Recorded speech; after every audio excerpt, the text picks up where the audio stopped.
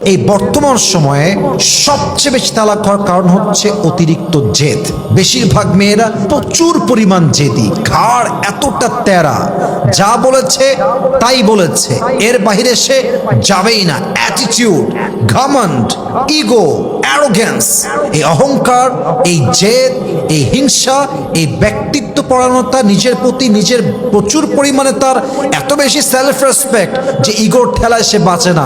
এই জেদ একটা সম্পর্ককে একদম বিচ্ছেদের গড়ায় নিয়ে পৌঁছে দেয়, ঠিক কিনা বলেন?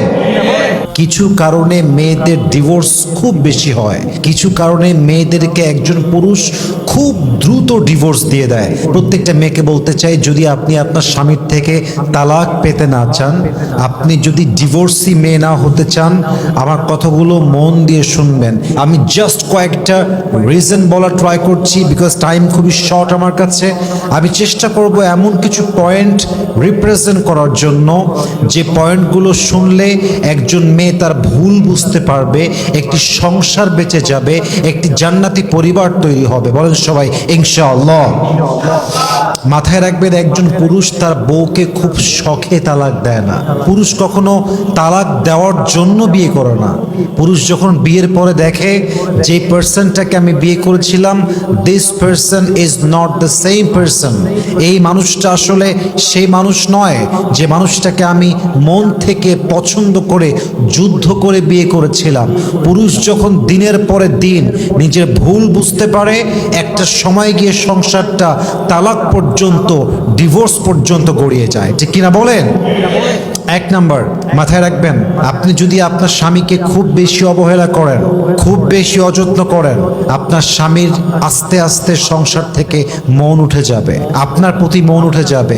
যদিও আপনাদের 2টা বাচ্চা থাকতে পারে, 3টা বাচ্চা থাকতে পারে, মনে রাখবেন পুরুষের ব্যক্তিত্বকে আল্লাহ অনেক শক্ত করে বানিয়েছে। পুরুষ সব সহ্য করতে পারে, বাট তার শখের নারী, তার লাইফ পার্টনার, তার স্ত্রী তাকে অবহেলা করবে, তাকে অযত্ন করবে, তাকে টাইম দিবে না, তার কেয়ার করবে না, তাকে টপ লিস্টে রাখবে না প্রায়োরিটির ভেতরে। বিশ্বাস করেন, পুরুষ সব কিছু হজম করতে পারে, সব কিছু মানতে পারে, বাট তার লাইফ পার্টনারের অবহেলা, অযত্ন পুরুষ চুল পরিমাণ সহ্য করতে পারে না, ঠিক কিনা বলেন? আম্মা জান আয়েশা রাদিয়াল্লাহু তাআলা আনহা তার ওয়াইফের জন্য, হাজবেন্ডের জন্য ডেডিকেটেড ছিলেন। খাদিজা রাদিয়াল্লাহু তাআলা আনহা তার হাজবেন্ডের জন্য ডেডিকেটেড ছিলেন। একবার ভাবেন তো আসিয়া রাদিয়াল্লাহু তাআলা আনহার কথা। আপনার স্বামী কি ফেরাউনের চাইতে খারাপ? আপনার স্বামী কি ফেরাউনের চাইতে বড় জালেম? ফেরাউনের মতো জালেমের কাছে যদি আসিয়া টিকে যায়, তবে আপনি আপনার স্বামীর কাছে টিকতে পারবেন না কেন, ঠিক কিনা বলেন? এই যুদ্ধ আপনার, এটা আপনার জীবনের যুদ্ধের জায়গা, এটা আপনার পরীক্ষার জায়গা। খুব সহজে হাল ছাড়লে চলবে না। আপনাকে মাথায় রাখতে হবে, আপনার স্বামী আপনার সবচাইতে আপন মানুষ। যদি আপনি বেশি অবহেলা করতে চান, আস্তে আস্তে এই সম্পর্ক বিচ্ছেদের দিকে গড়াবে, আস্তে আস্তে এই সম্পর্কটা তালাকের দিকে গড়াবে। অতএব যতদিন বেঁচে আছেন, যতদিন স্বামীর সঙ্গে আছেন, সর্বোচ্চ নিজের স্বামীকে যত্ন করার চেষ্টা করবেন। আল্লাহ প্রত্যেকটা মেয়েকে বোঝার তৌফিক দান করুক, সবাই আমিন। আর একটা অন্যায় আছে, দেখবেন কিছু মেয়ে আছে যেই মেয়েরা স্বামীর সঙ্গে অন্য পুরুষের কম্পেয়ার করে, এবং বড্ড বোকা মেয়ে হচ্ছে সেই মেয়ে যেই মেয়ে স্বামীর সামনে বসে পর পুরুষের প্রশংসা করে। এর মতো বোকা মেয়ে পৃথিবীতে সেকেন্ড আর কেউ হতে পারে না। Just think about yourself and let me think about my self. আপনি আপনাকে নিয়ে ভাবেন, আমি আমাকে নিয়ে ভাবি। উত্তর একটাই আসবে যে আমার ওয়াইফের মুখে অন্য কোনো পুরুষের প্রশংসা তো ইয়ার ইয়ে বহুত দূর কি বাত হ্যাঁ। আমার ওয়াইফের মুখে আমি কোনো পরপুরুষের নামটা পর্যন্ত ব্যক্তিত্ববান পুরুষ হিসেবে, ব্যক্তিত্ব সম্পন্ন পুরুষ হিসেবে সহ্যই করতে পারবো না, ঠিক কিনা বলেন? যেখানে পুরুষ পরপুরুষের নামই সহ্য করতে পারে না, সেখানে মেয়েরা কত বোকা স্বামীর সামনে বসে পরপুরুষের প্রশংসা করে, তার বডির প্রশংসা করে, তার ইনকামের প্রশংসা করে, ব্যবসার প্রশংসা করে, ব্যক্তিকেন্দ্রিক প্রশংসা করে, যা কোনোভাবেই ইটস নট অ্যাপ্রিসিয়েটেড। আপনার স্বামী একদিন সহ্য করবে, 2 দিন সহ্য করবে, 3 দিন যখন গিয়ে দেখবে যে এই মেয়ে তো খুবই লজ্জাহীন একটা মেয়ে, এ তো বেলা যে একটা মেয়ে সারাদিন আমার সঙ্গে অন্য পুরুষের কম্পেয়ার করে, তখন দেখবেন আপনার স্বামীর আপনার প্রতি মন হারায় যাবে।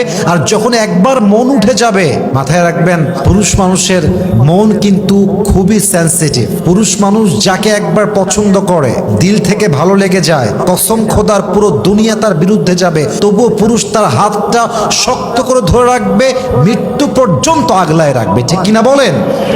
আবার সে একই পুরুষ, তার মন যদি একবার উঠে যায়, আপনি যতই সুন্দরী হন, যতই শাড়ি পরেন, যতই মেকআপ করেন, even if you try your 100%, যতই চেষ্টা করেন, পুরুষের মন একবার উঠে গেলে পুরুষ আর কখনো চোখ তুলেও তাকাতে চায় না, ঠিক কিনা বলেন?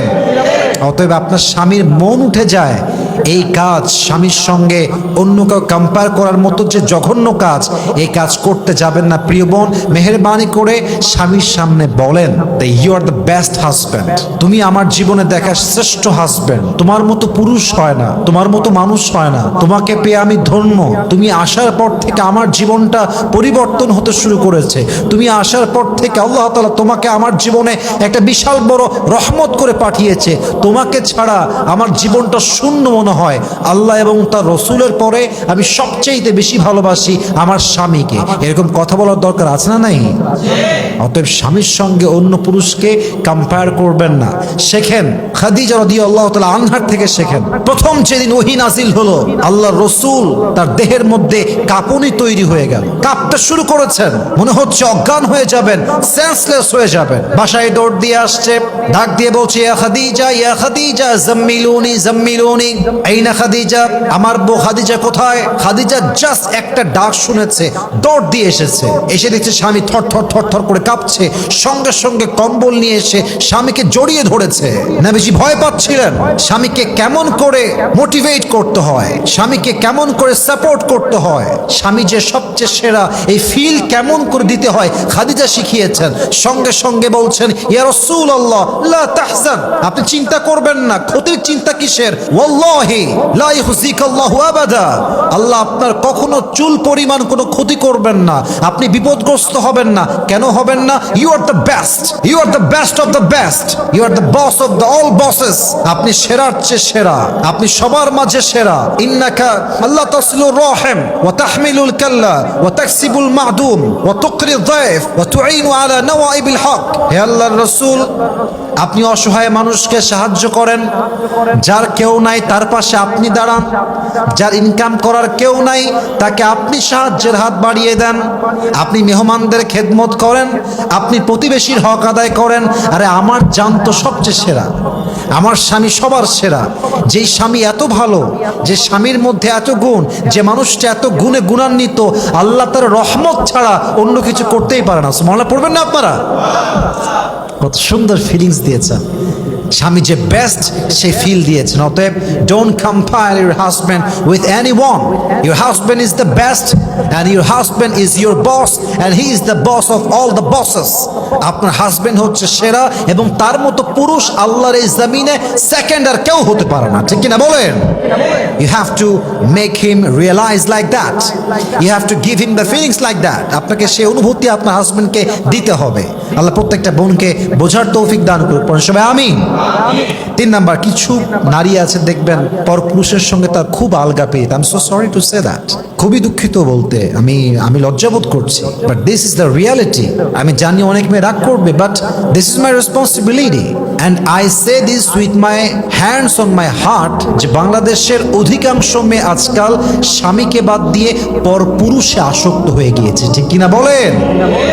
স্বামীকে দেখলে ভাল লাগে না, পরপুরুষ দেখলে খুব ভালো লাগে। স্বামী কল দিলে, হ্যাঁ কি হয়েছে তোমার? রান্নাঘরে আছি, সারাদিন বাচ্চা সামলাই, ব্যস্ত, হ্যাঁ কল রাখো, মানে কুকুরের মতো ব্যবহার করে, জানোয়ার এইটা।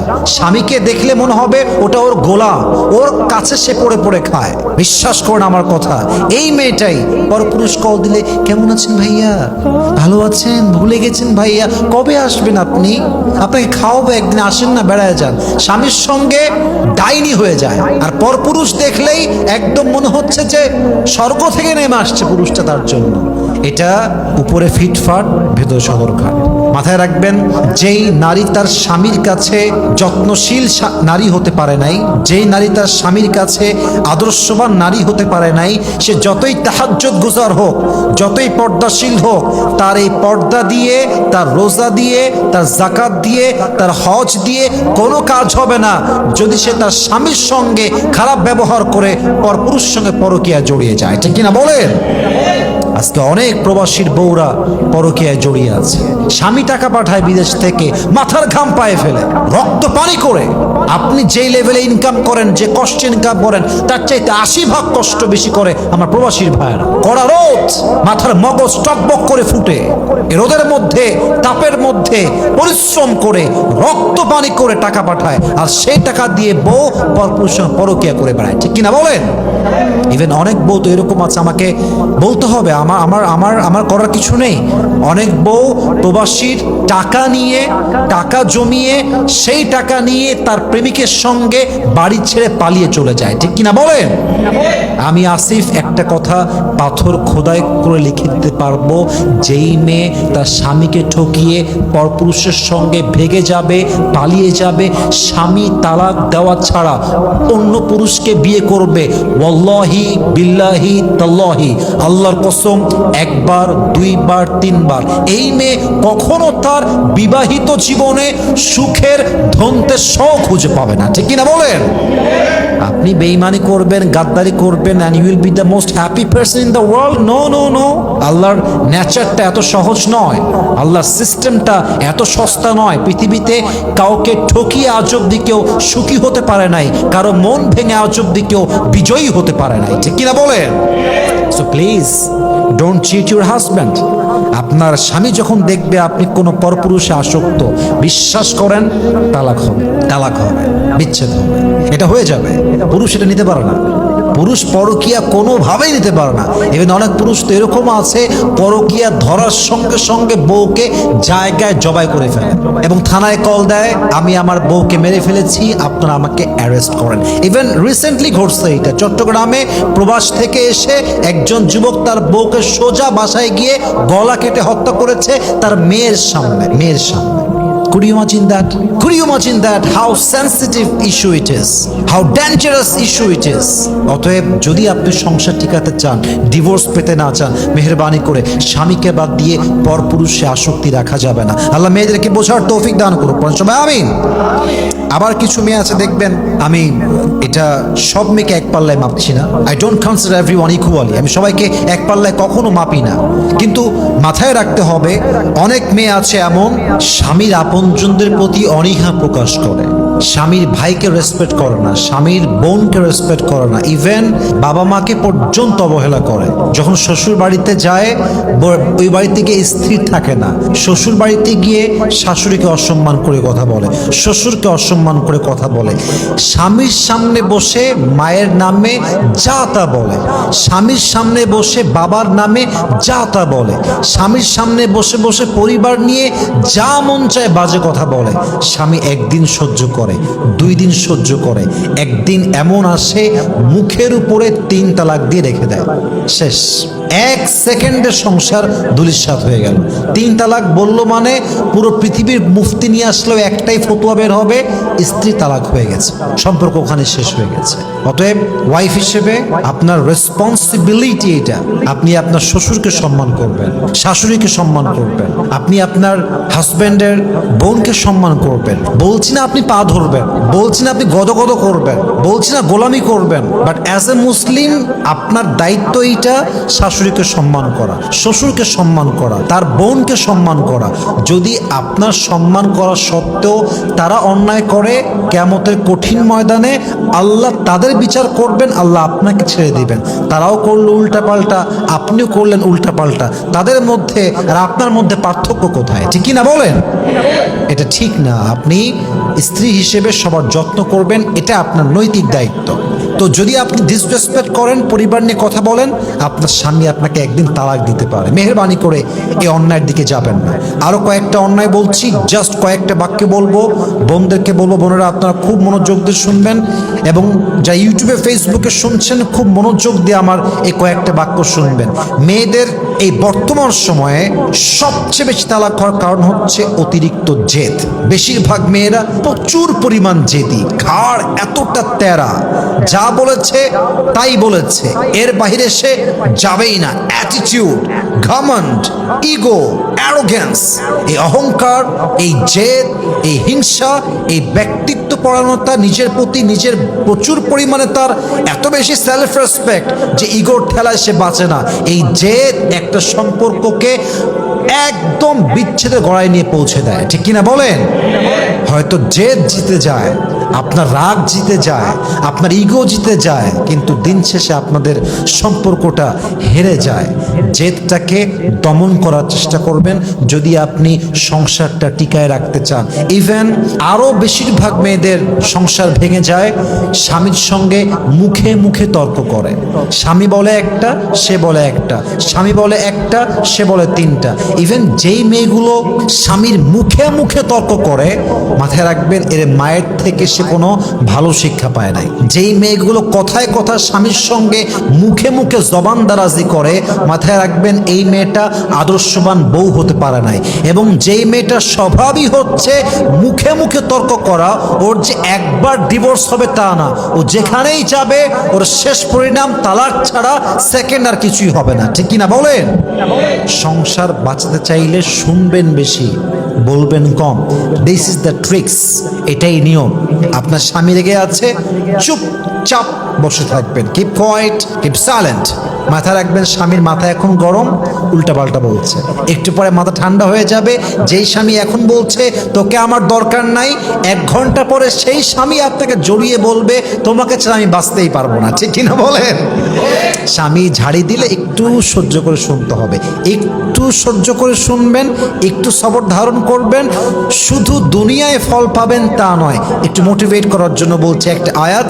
আল্লাহ তাআলা বলেছেন, ইন্নামা ইউওয়াফাস সাবিরুনা আজরাহুম বিগাইরি হিসাব, those who observe patient they will be given their reward without measure. কিয়ামতের কঠিন দিনে আল্লাহ তাআলা ধৈর্যশীল বান্দা বান্দিকে বিনা হিসেবে জান্নাত দিবে। সুবহানাল্লাহ পড়ে সবাই।